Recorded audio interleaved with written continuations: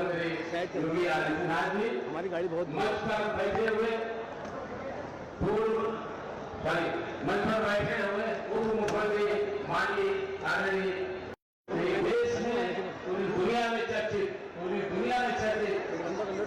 उत्तर प्रदेश के आदरणीय परम आदरणीय मुख्यमंत्री योगी आदित्यनाथ जी हमारी गाड़ी बहुत मंच पर बैठे हुए मंच पर बैठे हुए उप मुख्यमंत्री माननीय आदरणीय देश में पूरी दुनिया में चर्चित